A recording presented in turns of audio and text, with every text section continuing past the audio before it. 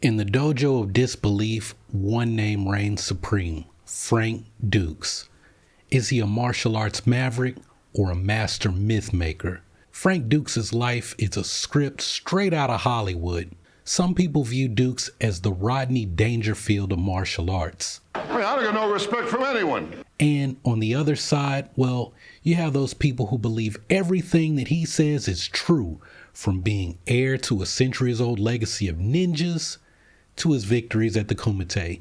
But regardless of what side of the aisle you stand on regarding Frank Dux, you have to agree that his latest outlandish claim is probably the most insane thing that Frank Dux has ever said. That will make you Frank Dux. No. It's Dux. What's up, y'all? My name is Prince, and this is Goldenbell Training, where we dive deep into the tales that martial arts cinema and real-life legends spin, and we separate the facts from the fiction. Today, we're venturing into the enigma that is Frank Dux, a name that stirs up as much controversy as it does intrigue. Frank Dux catapulted into martial arts pop culture immortality through Bloodsport, a high-kicking film that claimed to portray his own life story. It depicted his victory in the Kumite, an alleged secret and deadly fighting tournament that captured the imaginations of martial arts enthusiasts worldwide. But as the credits rolled and Dux' tale ventured beyond the big screen, a cloud of skepticism began to form. The fabric of Dux' narrative is a patchwork of claimed military valor, covert operations behind enemy lines, and unparalleled martial arts achievements.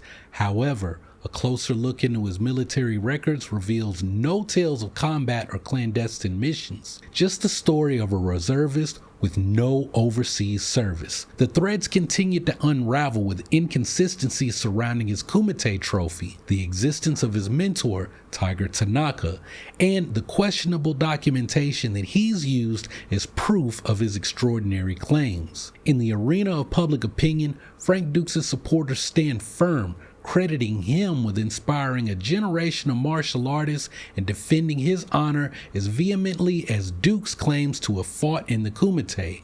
Yet, an equally vocal contingent of critics, including seasoned martial artists and investigative journalists, challenges every word, pointing out the implausibility and lack of verifiable evidence backing his claims. Now, the heart of the issue lies in the inability to verify any of Frank Dux' extraordinary tales. In a world where proof is king, Dux' stories reside in the realm of hearsay, supported by elusive documentation and the testimonials of a tight circle of believers. Now, as we peel back the layers of the Frank Dux enigma, we're left to ponder: where does the truth end and the legend begin? In the kaleidoscope of martial arts legends, few figures are as colorful or as contested as Frank Dux.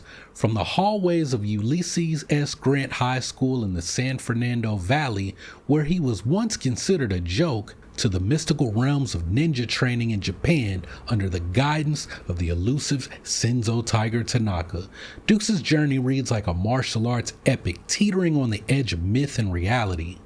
Frank Dux' origin story in martial arts is as varied as it is dubious. He spins tales of being a mere observer, watching martial arts classes from the fringes through windows or from dark alleys. Yet according to Dux, this unconventional method of learning caught the eye of instructors, leading to private lessons that were meant to shield the paying students from jealousy over Frank Dux' rapidly acquired advanced skills. This narrative raises eyebrows, not only for its improbability, but for painting Dux as a martial arts prodigy discerned solely from a distance. You were, and I quote Victor here, faster than all of us back then, including Bruce Lee. I told everyone this was the up-and-comer to watch. Correct. The saga takes a turn towards the incredulous when Dux recounts fighting Victor Moore to a draw at the tender age of 13. Frank Dux happened to be one of those young guys that I took a liking to after getting a little spanking there. Shortly after Vic Moore allegedly handed Mike Stone his first ever defeat at a karate tournament, the supposed feat according to Dux, earned him a t-shirt and a membership into the Black Dragons Fighting Society, marking his formal initiation into the martial arts world. I think Frank Dux said you and him actually sparred back in the day when he was like 14. Is that true? This is the man who made me. This is the man who made me. And he gave me a shot when I was like 13 years old, and then again at 17. No, that's an exaggeration. It was within this newfound brotherhood that Frank Dux claims to have met Senzo Tiger Tanaka, setting the stage for his ninja training. Ninja? Ninja. Master Senzo Tanaka, as described by Dux, is a character shrouded in mystery and skepticism. Historical records fail to substantiate Tanaka's existence, casting a long shadow over Dux's claims of being under his tutelage. The narrative complexity deepens as Dux asserts that at the age of 16, he was brought to Japan by Tanaka to the legendary ninja land of Masuda, where his exceptional abilities supposedly astounded the ninja community. This story, echoing the plot lines of martial arts cinema, lacks verifiable evidence and is further complicated by the striking similarity between Tanaka's name and a fictional character from a James Bond novel and movie. Permit me to introduce myself. My name is Tanaka. Please call me Tiger. Dux's defense is that Ian Fleming's character was based on his real-life mentor, and it does little to assuage doubts. Instead, it adds layers of skepticism to an already questionable tale. Now, Dux's most sensational claim has to be his victory in the Kumite. Dux's recounting of the Kumite, first unveiled in a Black Belt magazine interview, painted the picture of a martial arts odyssey unlike any other. At the age of 19, competing in the heavyweight division, Dux entered what he described as the Martial Arts Olympics. This event, supposedly overseen by the International Fighting Arts Association, was a bare-knuckle, no-holds-barred tournament that drew competitors from across the globe. According to Dux, the Kumite was a test of ultimate endurance and skill, demanding participants fight in 60 matches over 3 grueling days. Dux attributed his success in the Kumite to cross-training in various martial arts disciplines and the supposed edge that military experience provided. However, this claim contrasts sharply with his own timeline. At the onset of the Kumite, Dux had only begun his stint with the Marine Corps Reserves and had no combat experience to speak of, particularly as the Vietnam conflict had concluded by the time of his enlistment. The Kumite, with its tales of unparalleled triumph and the specter of secrecy, remains a focal point of debate. Dux's story about competing in the Kumite is rich with claims of his martial arts prowess and expertise, but he gives so much detail to the point that he gives too much detail. It's the reason why this story challenges our willingness to believe him, and it tickles our desire for tangible proof. I mean, Frank Dux said that around 16 cameras were deployed to capture the fights from every angle for research purposes. And you mean to tell me that the IFAA made this extensive effort to record everything and not a single frame of these epic battles is surfaced? I mean, even film from an NBA practice managed to leak where we saw Draymond Green clock Jordan Poole. And to further add to unverified proof, how about we talk about Frank Dux's military records? Frank Dux's military records, often touted as a backdrop for his covert operations and valorous deeds, including harrowing tales from Vietnam, starkly contrast the official narrative detailed in his military records. These documents reveal that Frank Dux never left the U.S. during his tenure in the service, and they directly contradict his claims of overseas missions and combat. The discrepancy between Dux's riveting stories of bravery and the reality of his service record is glaring, casting a shadow of doubt over his entire military service. And perhaps the most telling aspect of Dux's military narrative is the psychological evaluation describing him as having flighty and disconnected ideas. This evaluation provides a rare glimpse into the psyche behind the persona, suggesting a penchant for weaving tales that straddle the line between reality and fantasy. This insight into Dux's character challenges the validity of his military and covert operation claims, painting a picture of a man whose stories of valor and intrigue are perhaps more a product of imagination than reality. But hey, I'm going to turn things over to you guys for a moment. What are your thoughts on this enigma that is known as Frank Dux? Do you see him as a martial arts prodigy, or a fabricator of stories, or maybe a combination of the two? Hey, post your thoughts in the comment section below and hang on, because we're about to dive into the most insane thing that I've ever seen Frank Dux claim. Well, studying a martial art can be complex, but running a martial arts business can be even more complex, especially when a grandmaster who has a lot of students under him decides to step down and then appoint someone else to lead the school and possibly take over the entire business. And this was the situation that was unfolding online, and it spilled into a war of words that resulted in a challenge to settle the dispute with a good old-fashioned kung fu fight. This is the situation that Dux decided to step into and make himself the center of attention. Now, the real dispute was between Dr. Singh, one of his senior kung fu students, and Shaolin Dan. Now, Dr. Singh, a respected master, retired, and at some point, one of his students, we'll call him Kung Fu Tom. Kung Fu Tom was promoted to 9th level Black Sash. Now, things became unclear when a guy known as Avery, who ran another school called the Golden Monkey Kung Fu School that teaches Juklum Southern Praying Mantis, is taught by Jackman Louie, joined his school with Kung Fu Tom, who was teaching Sing Family Kung Fu. And the Sing Family Kung Fu system includes 6 harmonies, Xing Yi Chuan, Linear Bagua, and Drunken Monkey Kung Fu, which also includes the Shaolin 5 Animal system. Now, like I was saying, at some point after the two schools merged, Avery's student, known as Shaolin Dan, was promoted to a 5th level Black Sash in Sing Family Kung Fu. That was a move that sparked some controversy.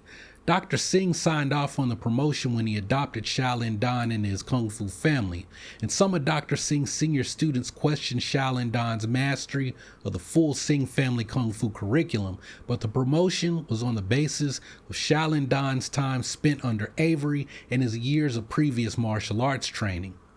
Now, the truth is that some of the members of the Sing Family Kung Fu, they don't like Shaolin Dan, and they had a problem with his school. He only taught a portion of Sing Family Kung Fu in his children's classes. His school offered other styles, primarily Juklum Southern Praying Mantis, as well as Ed Parker's Kenpo. Now, in addition to that, his school is also an affiliate of George Dillman's Kyoshi system, and Shaolin Dan is also considered one of Frank Dux's Black Dragons. Well, the situation intensified because, when Kung Fu Tom retired, he completely merged his school with Avery's Golden Monkey Kung Fu School that was teaching Southern Praying Mantis. And just last week, Avery, now at the intersection of these two lineages, announced his retirement and declared Shaolin Dan as his successor. Now, this decision was met with some backlash from some senior students within the Sing Family Kung Fu system. Now, Dr. Singh stepped into the debate, and he highlighted a crucial misunderstanding of Chinese martial arts traditions regarding succession versus leadership. And he was arguing that a title doesn't automatically bestow the mantle of lineage successor. Well, in the middle of this heated debate, Frank Dux chimed in, adding his perspective to the fray with his characteristic flair for controversy. And now, when I tell y'all things got crazy when Dux decided to step in and make himself the center of attention, I mean, baby, it got crazy. And you're not gonna believe what Dux said, because he really managed to put his entire ass in his mouth. Well, as this Facebook Kung Fu drama continued to unfold, Frank Dux jumped into the fray. So let's dissect Frank Dux's statement. Dux immediately came to Shaolin Dan's defense, championing him as the rightful successor to the Golden Monkey Kung Fu lineage. According to Dux, Shaolin Dan's eclectic teaching, far from disqualifying him, enriches the lineage. Dux goes as far as outlining the lineage of Golden Monkey Kung Fu, positioning Shaolin Dan within his legacy, despite the brew of styles that Shaolin Dan incorporates in his teachings. Well, after that, Dux then critiques Dr. Singh with a blend of martial arts lore and personal insight. He challenges Dr. Singh's stance on traditional lineage, armed with historical anecdotes and a deep dive into martial arts customs. But in a bold move, Frank Dux claimed to be Shi Changqi, a high-ranking practitioner from the Shaolin Temple Kung Fu lineage, disputing Dr. Singh's understanding of belt and dan levels in both Shaolin Kung Fu and Manist styles. Frank Dux' argument stretches into the origins of belt systems, suggesting a deeper knowledge and authority in the matter. And in true Frank Dux fashion, the defense turns into a platform for self-aggrandizement. He claims the title of the highest-ranking non-Chinese Kung Fu practitioner outside of China, a lofty position that he suggests places him high above the fray and everyone involved in this argument.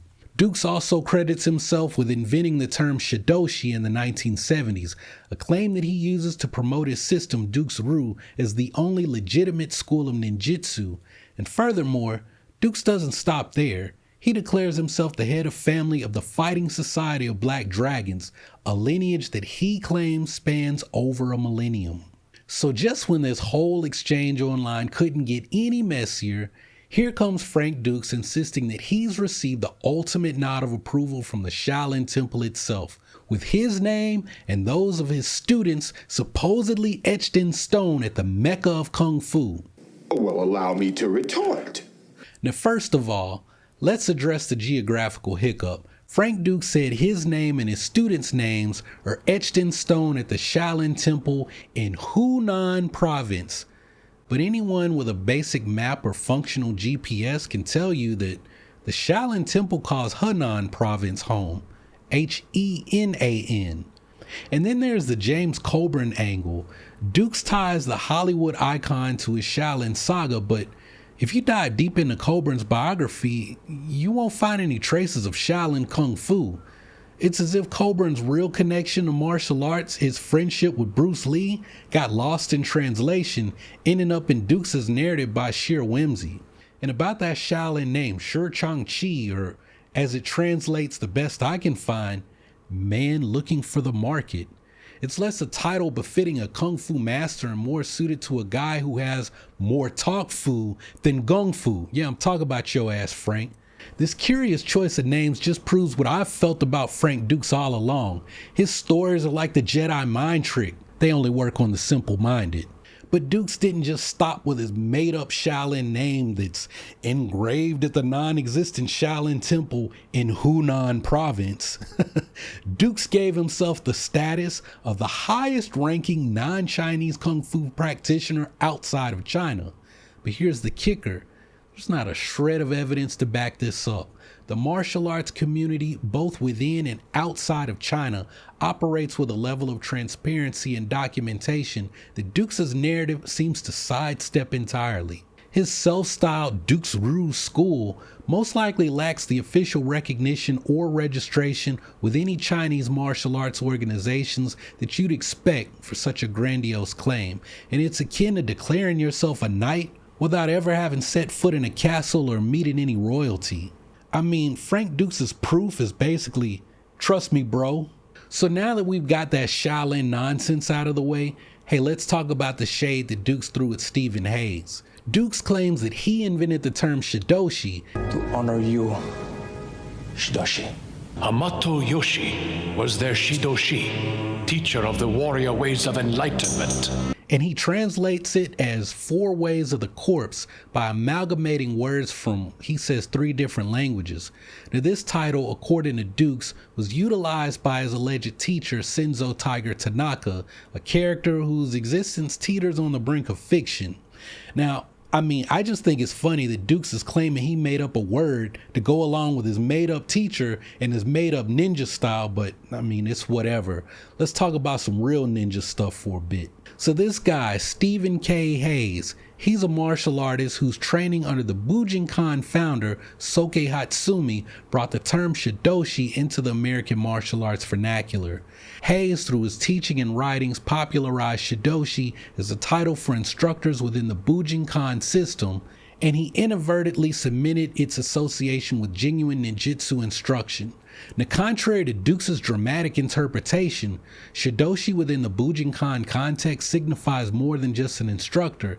It denotes a guide or a mentor with an emphasis on the reciprocal nature of learning. This nuanced understanding of Shidoshi aligns with traditional Japanese martial arts principles that focus on the symbiotic relationship between teacher and student. Now, while Hei's application of Shidoshi reflects his bona fide Bujinkan training and philosophy, Dux' claims about the term, and by extension his martial arts pedigree, are met with a healthy dose of skepticism. The discrepancies in Dux' stories, coupled with his penchant for embellishment, make his assertion of inventing the term Shidoshi a difficult pill to swallow. So it was while putting his nose into other people's business that Frank Dux said probably the most insane thing I've ever seen him say. This intervention was totally in character for Dux, where he made the audacious claim of holding a high-ranking status within the Shaolin Temple, while also showing that he doesn't actually know where the Shaolin Temple is even located. Dumbass. Additionally, his assertion of inventing the term Shidoshi, despite its established usage within the Bujinkan community and by recognized practitioners like Stephen Hayes, serves to highlight the often fantastical elements woven in his personal legend. These discrepancies not only cast doubt on his claims, but also underscore the challenge of separating fact from fiction within the martial arts community. Frank Dux' history of questionable claims, from military exploits that starkly contrast his service record to tales of covert CIA operations and undefeated streaks in the Kumite, it underscores a cautionary tale within the martial arts world. His story is emblematic of the broader struggle to verify martial arts lineage and achievements, a struggle that sits at the tense intersection of tradition and innovation. Dux' saga, peppered with grandiose claims and a notable lack of evidence, serves as a reminder of the ease with which fictional narratives can blur the lines of martial arts authenticity, compelling the community to tread carefully in distinguishing between the honored masters of old and the myth makers of today. But hey, if it's okay with y'all, look, I want to share a story that I heard from a guy I know named Mike. Mike shared something with me about the time that he met Frank Dux, and I think it'll put a nice frame on the stuff that I've shared here today. Well, meeting Frank, Mike found himself ensnared by the man's magnetic personality, a testament to Dux' ability to captivate those around him. Despite this allure, Mike couldn't shake off the nagging doubts that Dux' tales, as enthralling as they were, just might not be true. And this push and pull between being drawn to Dux' charm and questioning the veracity of his claims, it sums up the dilemma faced by many who cross paths with Dux. Dux' charisma isn't just a personal trait, it's a tool, one that he wields with precision to convince others of his sometimes outlandish claims. And Mike points out how this charm offensive has garnered Dux a cohort of believers and individuals who stand by Dux' side despite the growing pile of evidence that calls his narratives into question. Here, the concept of a sunk cost fallacy comes into play, with believers finding themselves too invested in Dux' stories to back down, even when doubts begin to cloud their judgment. It's a powerful dynamic, one that underscores the complexity of separating the man from the myths. And to draw a parallel from my own observations, I think Dux is just like that guy I served with when I was in the Navy.